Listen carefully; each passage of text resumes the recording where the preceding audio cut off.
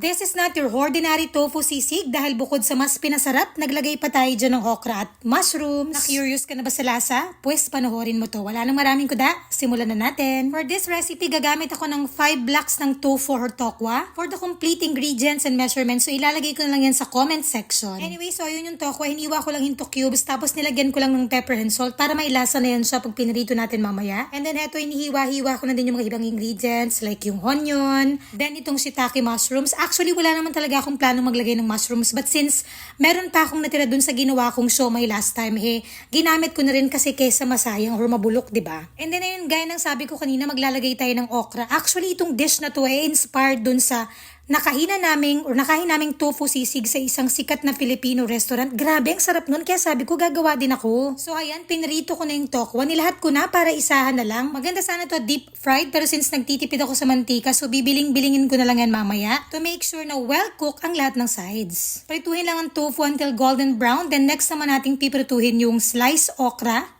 Itong okra medyo nasunog ko nga yung iba kasi may ginawa ako, tas nalimutan ko may niluluto nga pala ako. Always multitasking kasi ang ina nyo, tsaka alam nyo na, naguhulyanin na rin. Anyways, yung okra pala mas masarap siya actually kapag crispy at kapag yung ganyan na brown na siya. Pero wag lang yung sunog ha, kasi papahit na. Pinarito ko na rin pala yung hiniwa kong puting sibuyas para pang toppings ko mamaya. Pero kung mas bet nyo ng fresh, gora lang. Anyway, so ayan, since tapos na yung ating for the prito, so ipe-prepare naman natin yung sauce. Sa isang bowl, so naglagay lang ako dyan ng mayonnaise. Actually, Japanese mayonnaise tong gamit ko. Pero syempre, pwede rin naman yung regular mayonnaise like yung Lady's Choice. O diba, nagbanggit pa ng brand, kala mo naman bayad. Anyway, so ayan, naglagay lang ako ng oyster sauce, liquid seasoning, lemon juice, at pepper. Mekos nyo lang until maging well blended. Tapos medyo maasim kasi siya, so ayan, nag-add pa ako ng sugar. Actually, very flexible naman tong sauce na to, or itong recipe na to in general. So pwede nyo i-adjust yung ingredients, depende sa preference nyo. Next, in a pan, so add lang kayo dyan ng butter. Bali, ginamit ko na rin din pala yung same pan na pinagprituhan ko kanina. Although, binawasan ko lang yung mantika kasi masyadong madami yan siya. So, gigisayin lang natin dyan yung sibuyas, shiitake mushrooms, bell pepper. Then, i-add na rin natin yung fried tokwa. And finally, ibubuhos na rin natin yung sauce. Nag-add pa rin pala ako dyan ng oyster sauce. So, again, kung feel nyo na medyo matamis or kulang sa tamis,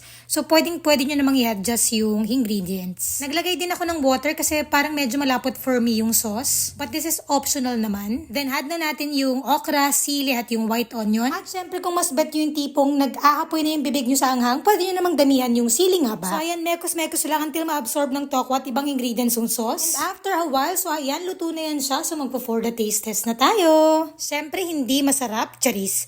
Syempre, try nyo na lang para malaman nyo kung legit ba talagang masarap. Ayun, na-share ko lang kasi naaliw na naman ng ina nyo. Sana kayo rin. Babushi!